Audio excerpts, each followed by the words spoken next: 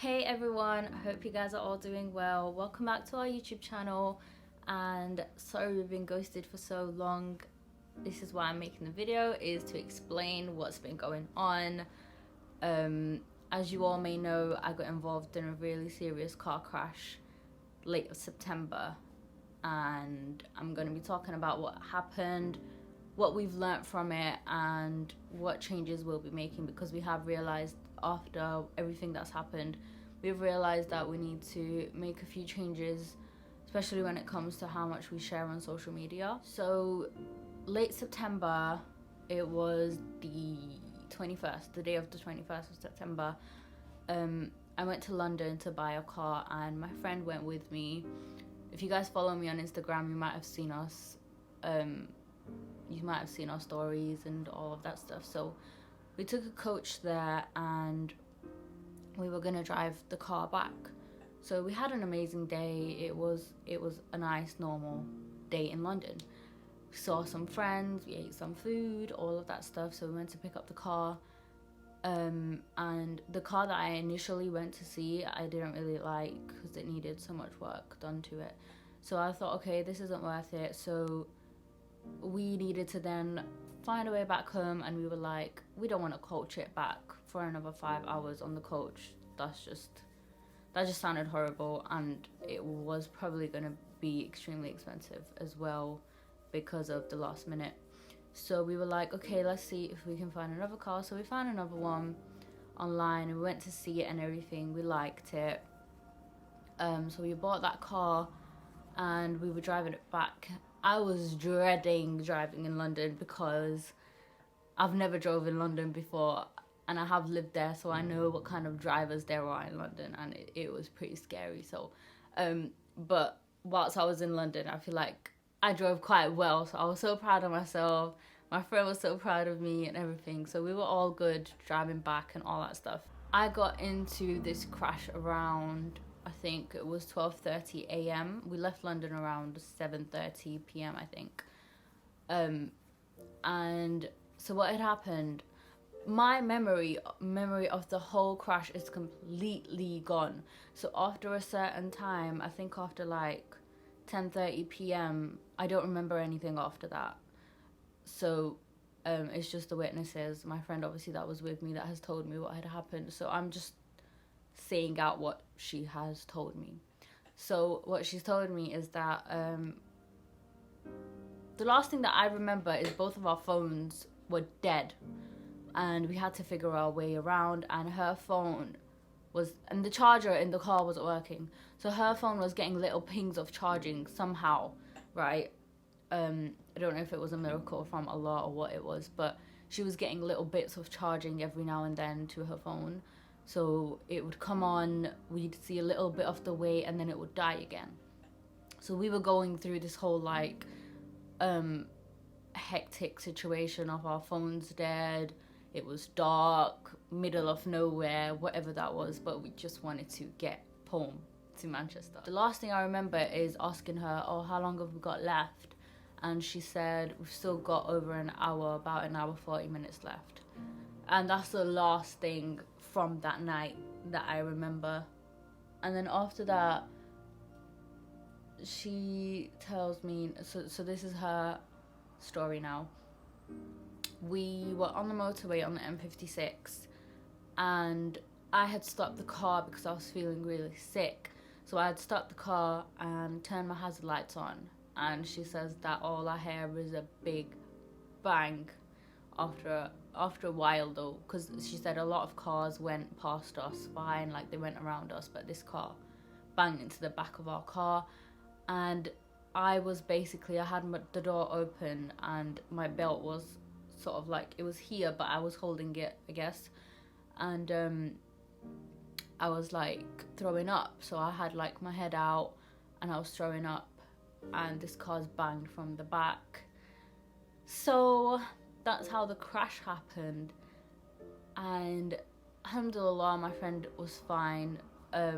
She didn't get much injuries, just a few scratches here and there. And then because both of our phones were dead, she didn't have a way to even call anyone. So thank God then a car like other cars started noticing that were going past, and they'd stopped, called the ambulance, all that stuff. I wake up in the hospital surrounded by a bunch of doctors, and they're just like, oh, this has happened, you've got into a car crash, it's okay, don't worry, don't panic, we're gonna have to operate you, but we're just gonna do a few tests, few observations, get your COVID tests done, and then we're gonna operate. And I was just like, okay. I was like, is my friend okay? And they were like, yeah, she's fine. So I was just like really shocked and confused, and I was like, I don't remember any of this.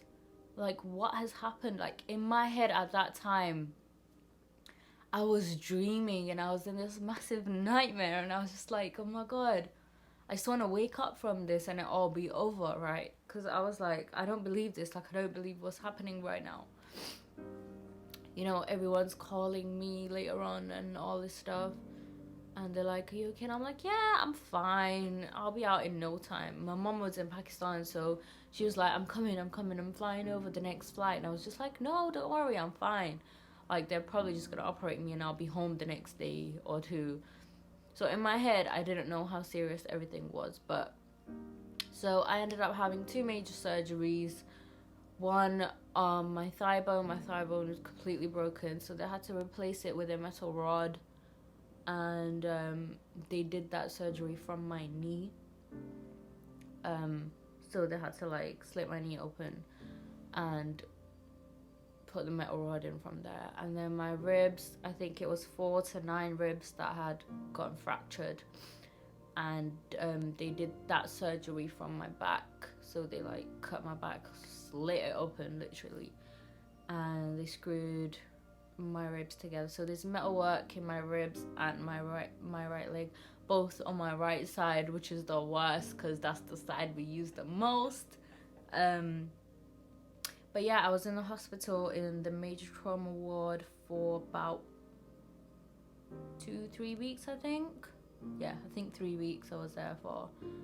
And yeah, it was a moving experience, and everyone was just like, you're lucky to be alive right now, because the injuries I had, the way my ribs were broken, like when they showed me the x-ray of my ribs, because I had the choice whether I wanted to operate my ribs or not. But obviously at that point you're just like, you look at the doctor and you're just like, just do what you can, just do what you need to do. Like, you know, you're the doctor, you know what needs to be done, do whatever, just save me. So when they showed me the x-ray of my ribs, they were literally like this, like intertwined. That's how broken they were. And one of the ribs had poked a little hole in my lungs as well, just a tiny one. But it could have been worse. It could have poked another organ. It could have poked my heart. It could have done anything. So alhamdulillah, it didn't do that. So I feel like my friend got the more mental trauma from it, and I got the more physical injuries from it. But she's in a position now where she's obviously scared to drive, afraid of motorways, she panics and all this kind of stuff. So she's got the more mental side effects, whereas I can't wait to drive again. Like, I know I'll be scared and all that, but I miss driving and I miss being able to go to places and all this stuff. So with my walking and everything, I'm still on crutches. I can walk without them now, but I limp because like I can't bend my knee at all. So I'm still going to physio and working on learning how to bend my knee again. My ribs are now much better. They were the worst before. Like, breathing was difficult. I didn't sneeze. Like, I used to hold my sneezes in because I was so scared to sneeze. Only now has my body gotten used to sneezing again. Coughing was so painful. Deep breaths were extremely painful. And I was like lying straight for weeks and weeks. And then I slowly started to learn how to turn over again and all this stuff. So there's still a lot going on. I'm still in the recovery process. The doctor said that it will take a good few months 3 to 6 more months until I can fully walk again. I'm not allowed to touch any weights or anything for another year. I am focusing right now on getting back to driving. I just need to get from A to B and all this stuff.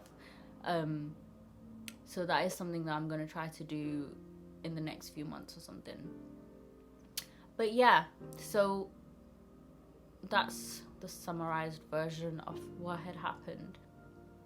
The main one thing that this accident has showed me is who are the real ones. Like, people cried that I never thought would cry. People that had cut me off or that I never used to speak to. I never used to speak to my biological dad that much. Like, only occasionally, here and there, we would talk. And now I'm like speaking to him almost every day.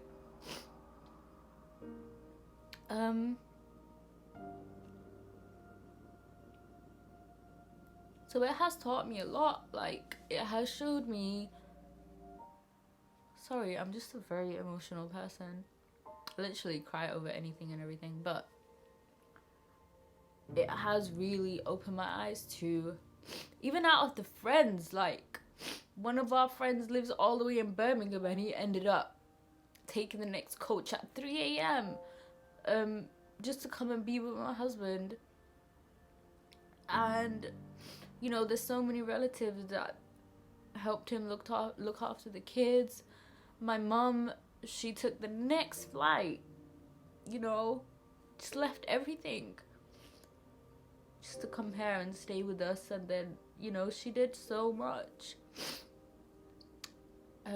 She would be there. She'd be there rubbing my feet and like massaging my legs, cooking, doing so much. My husband, he's a warrior. He really is. As difficult as it is, yeah, he complains and gets frustrated about everything he has to do and all this stuff, but he held it together really well. He's an amazing father and an amazing husband, obviously.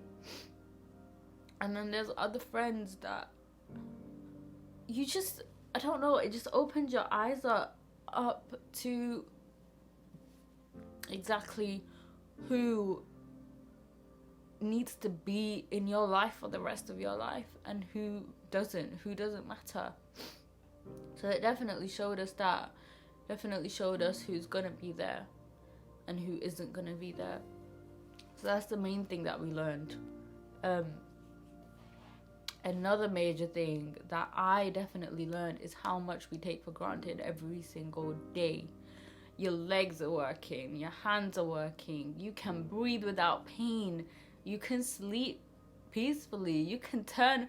I miss just going like this and just landing on my bed however position I want to land in, like twisting my legs and arms on my bed, and you know, just so much more. Holding my kids, carrying them, and all this kind of stuff. There's so much restrictions that I had to go through, and I'm still going through, that made me appreciate the little things. Like I started missing washing the dishes, you know. My kids and my husband was missing my cooking, so started missing cooking, and you know, being able to do all these little things for them. I even started missing changing my daughter's nappies. Like, I can do that now.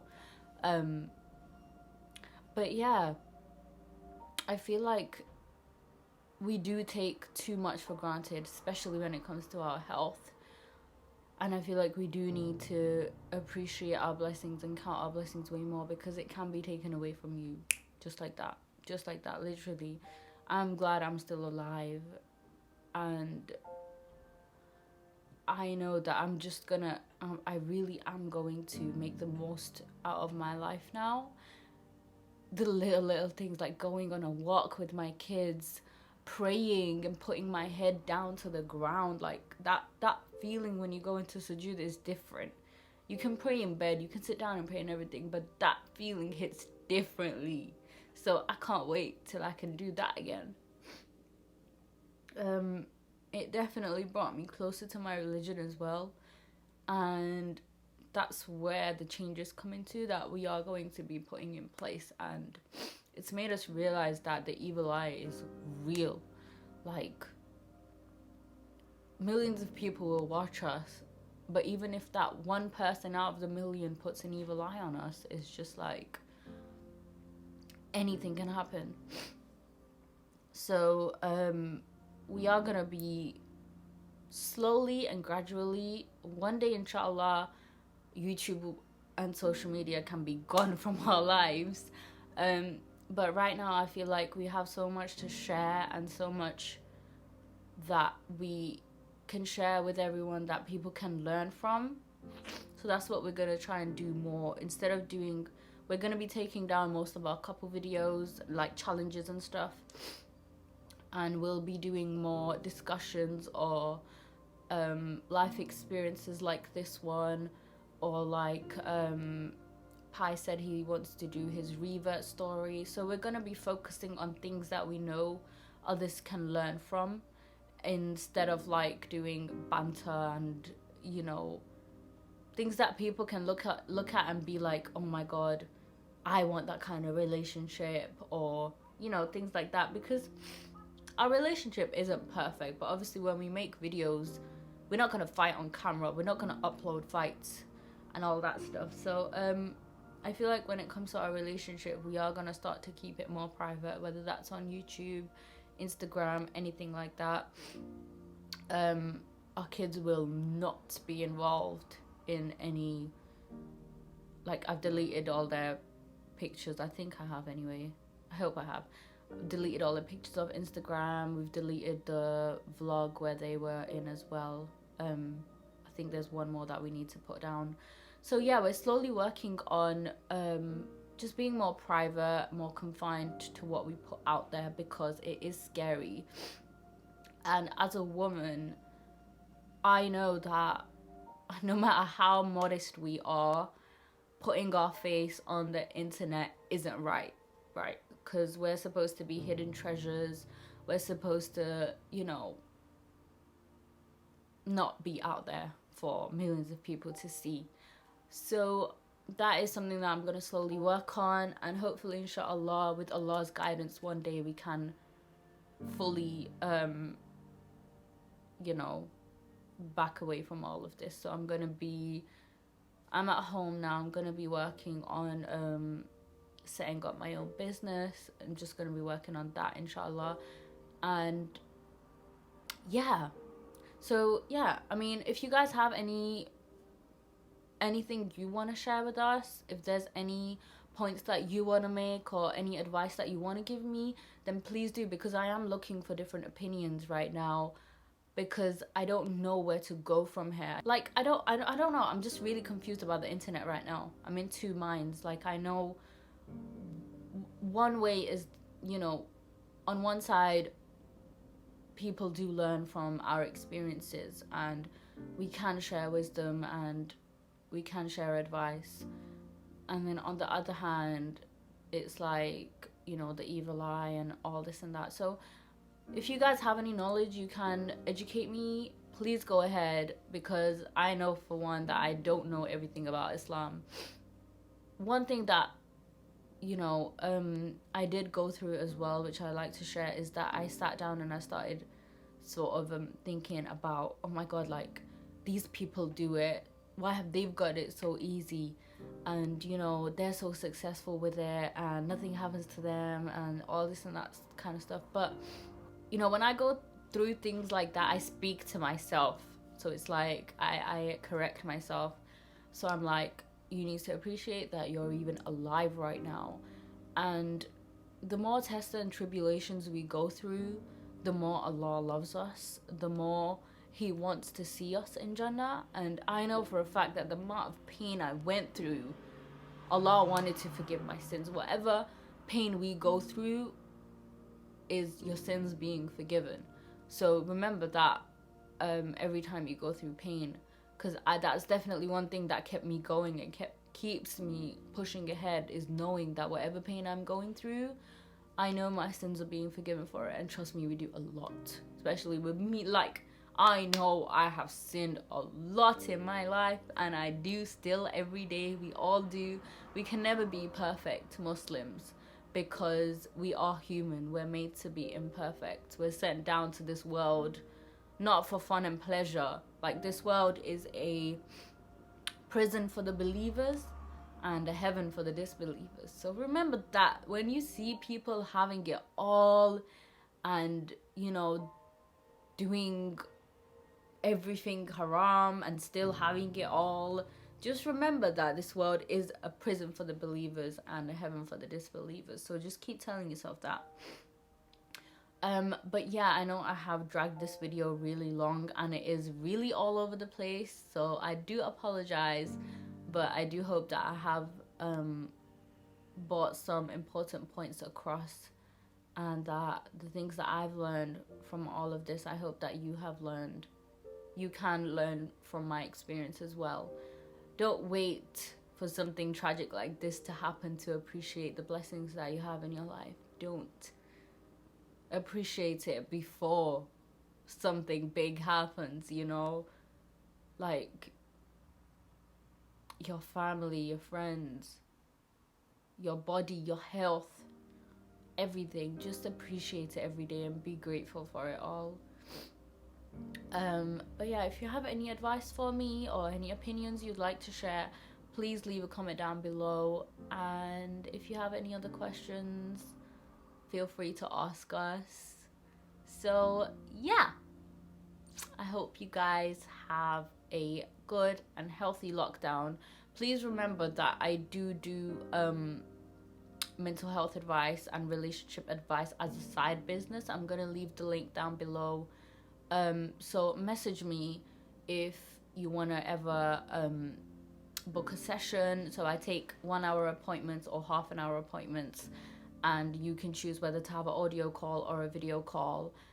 And it's just, you know, whatever you want to talk about. If you need advice with anything and everything, I'm here for you. If I feel like you need to be directed to a more professional, then I'll do that also. So yeah, but yeah, stay healthy, work on your immune systems and your mental health in this lockdown. And if you have any questions, feel free to ask us. And we'll see you guys in the next video. Bye.